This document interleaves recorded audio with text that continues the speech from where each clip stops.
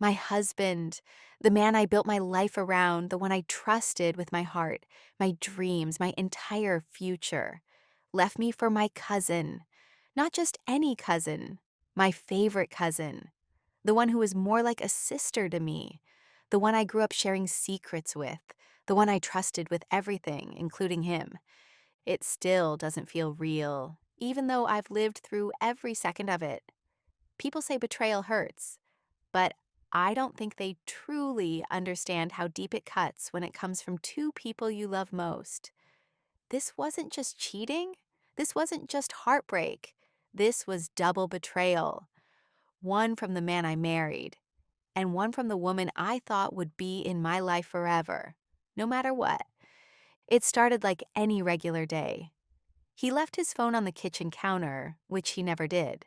He had become strangely possessive of that phone in the last few months, always keeping it on silent. He took it with him to the bathroom, turning it over so I couldn't see the screen. I noticed the change, of course, but I thought it all came from the stress from work. I didn't want to be that wife who questions everything. I believed in trust until it slapped me across the face. I wasn't snooping. I swear I wasn't. A message just popped up on his screen. It said, "Last night was perfect. I miss you already." And the name?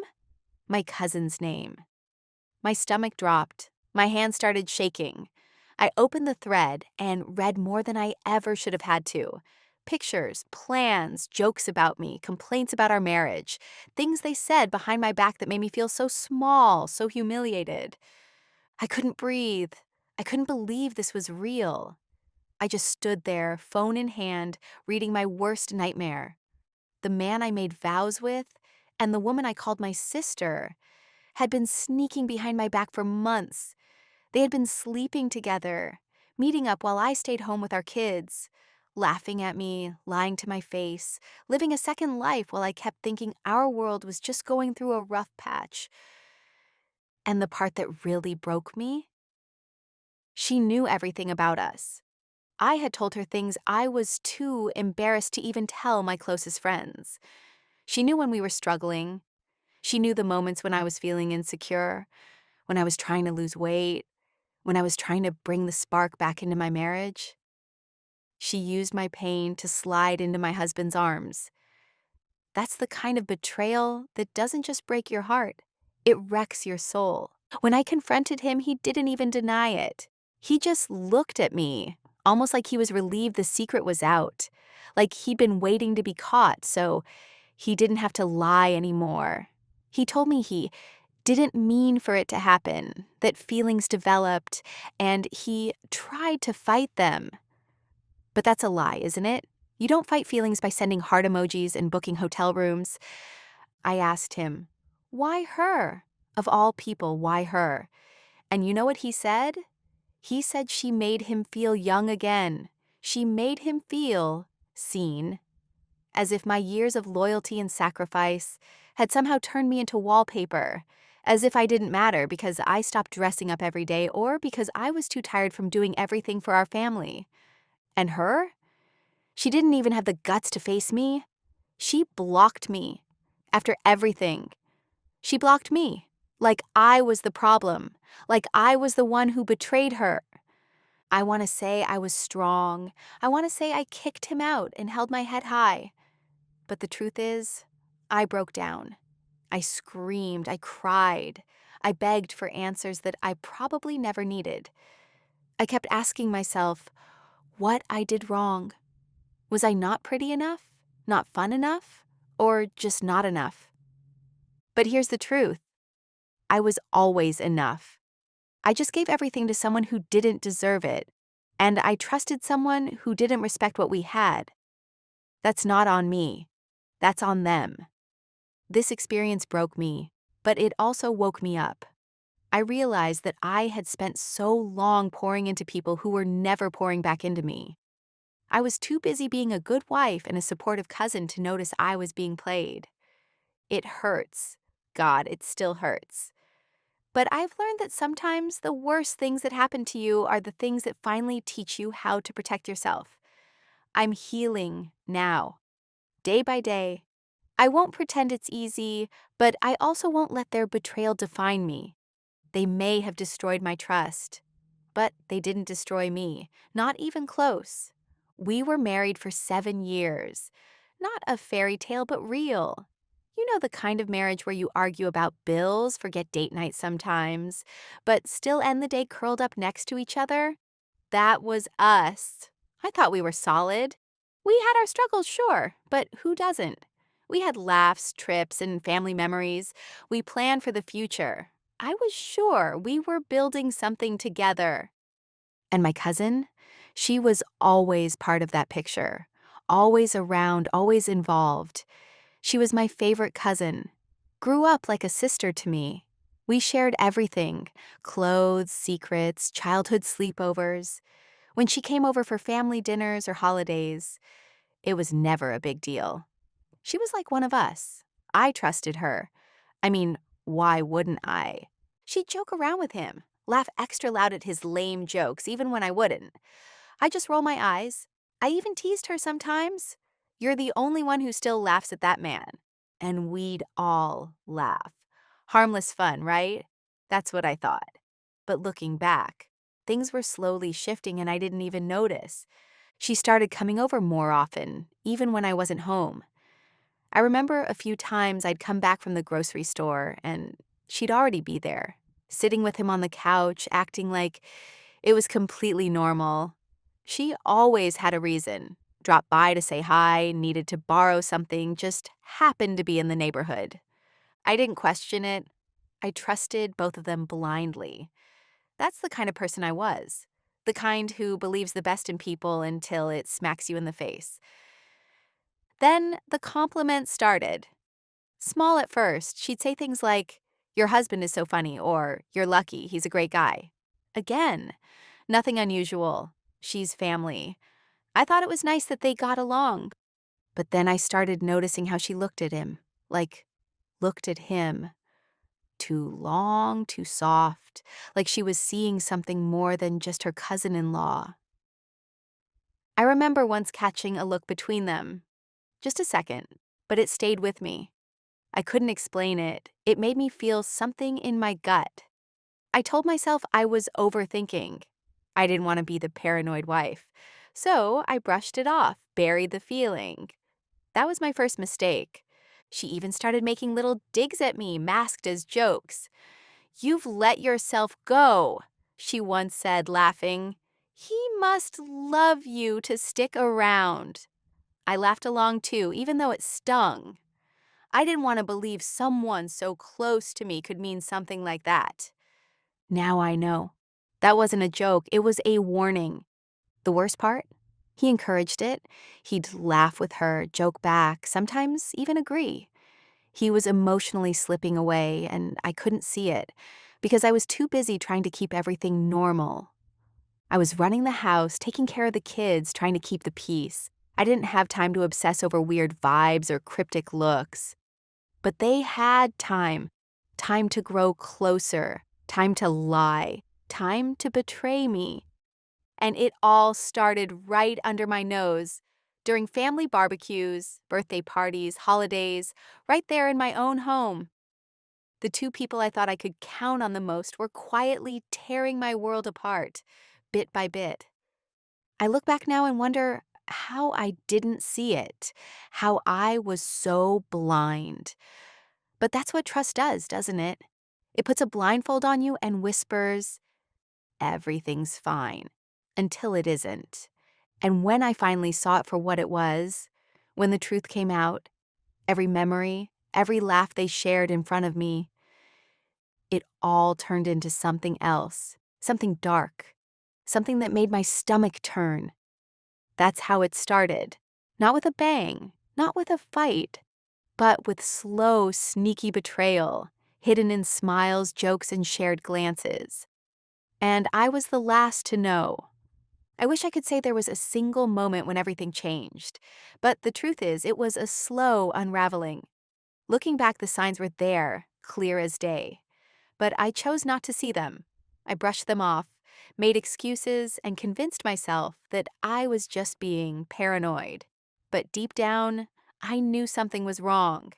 It started with his phone. He became increasingly secretive, always keeping it close, even taking it into the bathroom. If I happened to glance at it, he'd quickly turn it away or lock the screen. He changed his password and didn't share it with me, which was unusual since we used to have an open policy about our devices. He'd get defensive if I asked who he was texting or why he was smiling at his screen. I told myself he was just stressed from work, that he needed his privacy. But in reality, he was hiding something. Then there was the distance. He started coming home later, claiming that work was crazy. But when he walked through the door, he smelled different. Not like his usual cologne, but a scent I recognized all too well. My cousin's perfume. At first I thought maybe I was imagining it, but the scent lingered and it became harder to ignore. He began comparing me to her.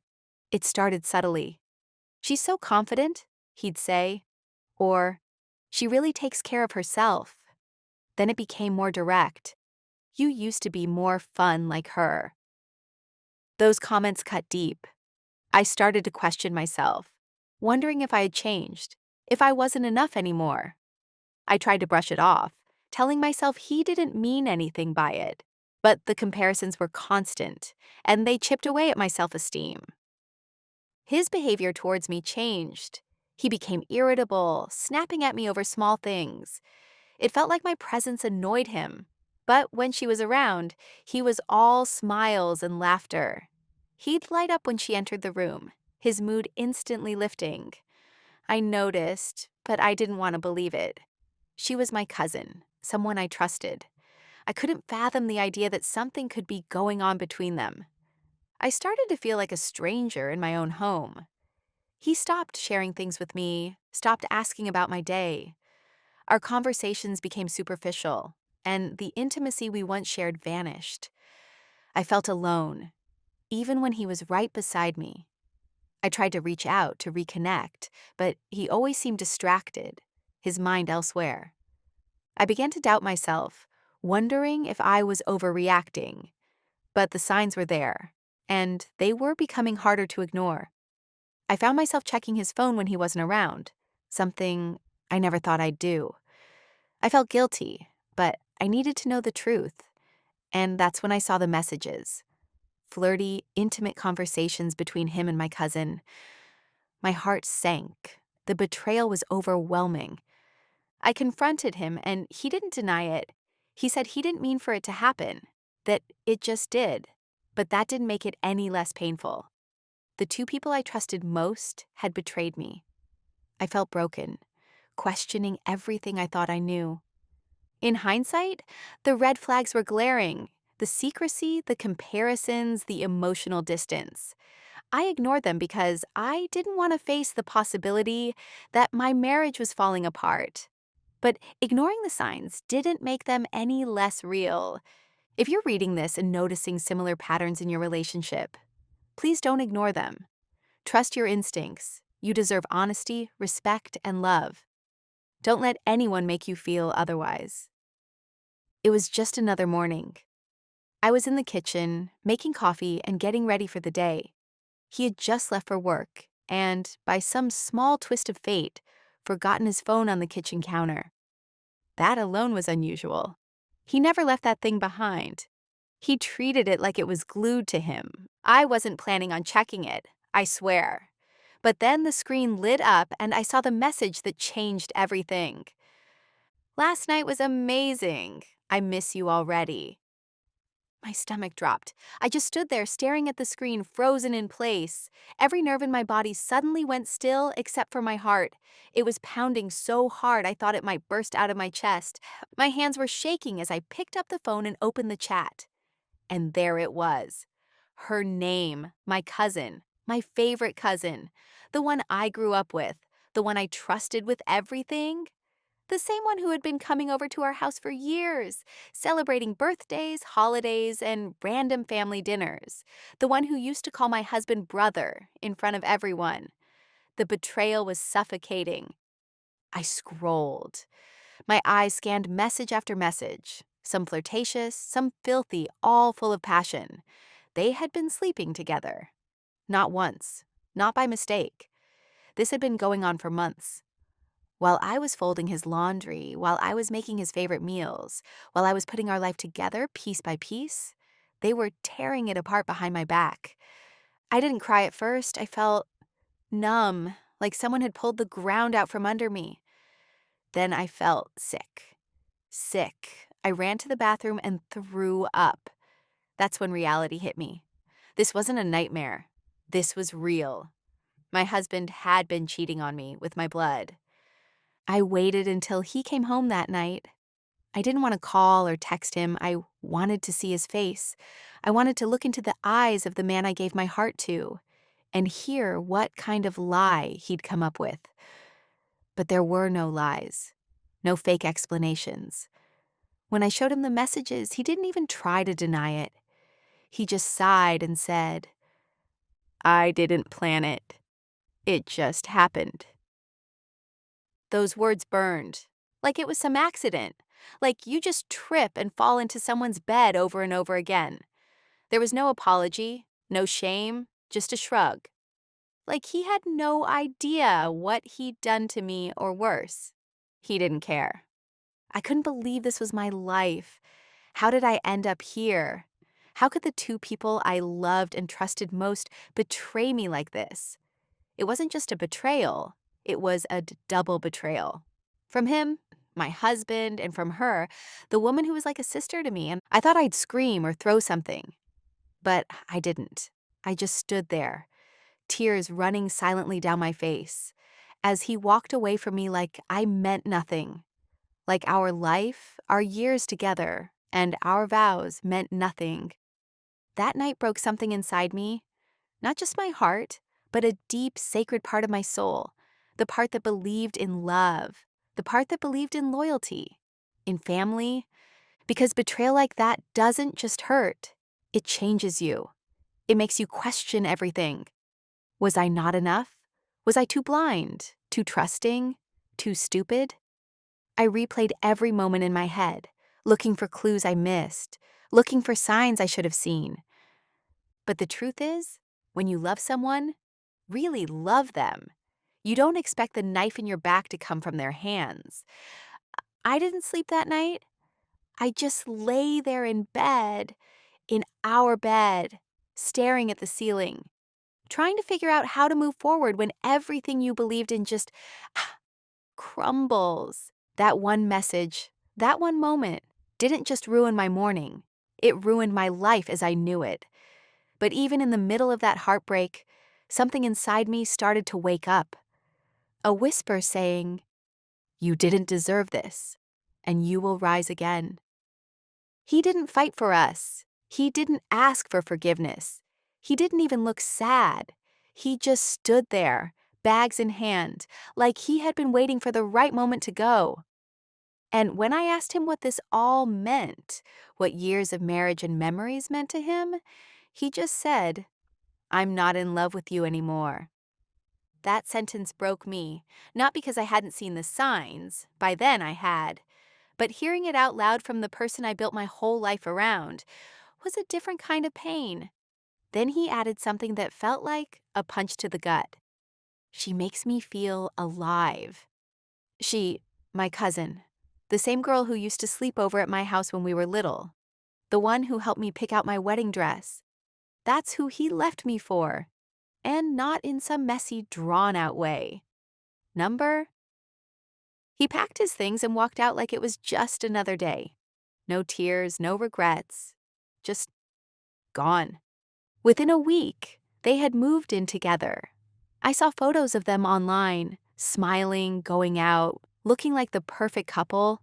It was like I'd been erased, replaced. I didn't even get time to breathe before they started building their new life together, right out in the open. My family doesn't know how to handle it. Some are rightfully horrified. They've cut ties with both of them. But others? They act like it's not that serious. Things happen, they say. People fall in love. As if this wasn't a betrayal. As if this didn't destroy something sacred. It is a big deal. It's not just about cheating, it's about being discarded like you never mattered. It's about someone choosing your blood over you and walking away without even looking back. I don't even think there's a word strong enough to describe the kind of pain I've been living with. This isn't just about heartbreak. It's not just betrayal.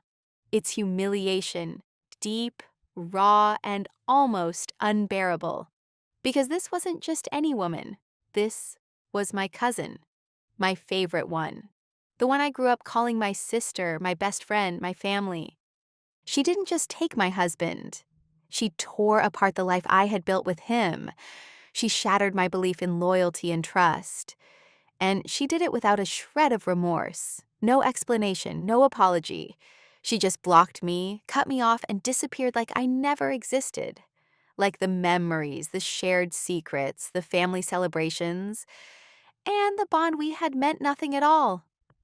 And as for him, he's out there smiling, holding her hand in pictures, flaunting their relationship like it was always meant to be.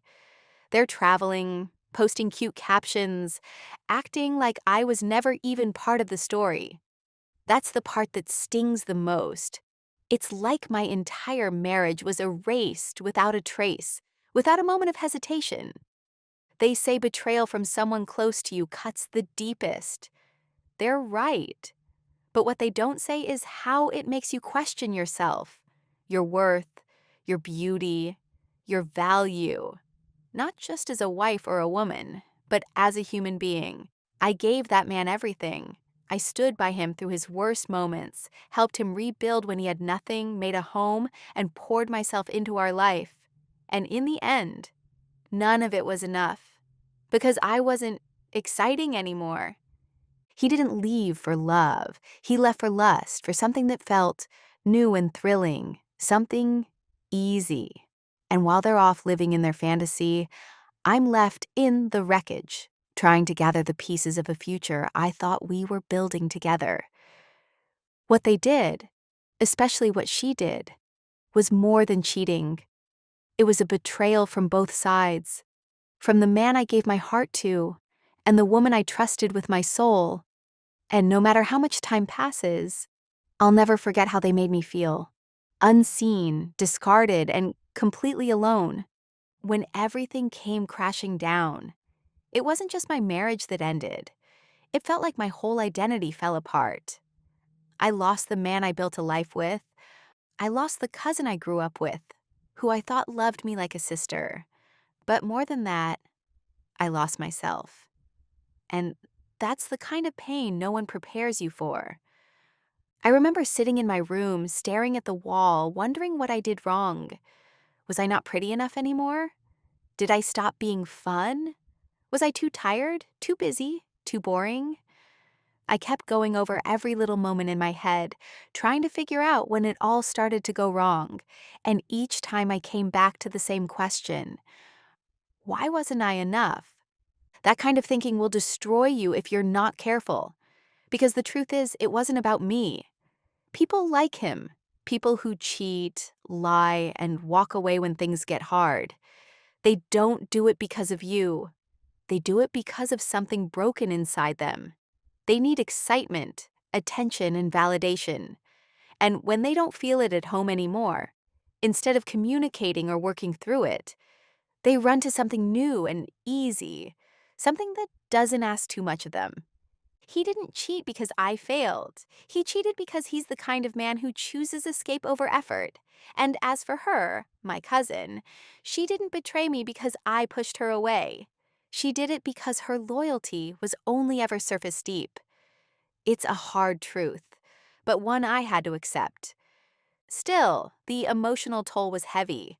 I couldn't sleep for weeks. I cried over everything: commercials, old photos, even the smell of his cologne. I'd go from numbness to full-on breakdowns in seconds. I avoided family gatherings because I didn't want to see anyone pretending like everything was normal. And when people did talk to me, they either acted too sorry or too casual. There was no in-between. I felt invisible, like my pain was too uncomfortable for others to deal with, so they just pretended not to see it. But slowly, I began to understand something. I wasn't the problem. I gave love. I gave it my best effort. I gave loyalty.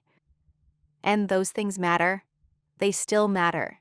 What they did to me says everything about who they are and nothing about who I am. Cheaters cheat, liars lie.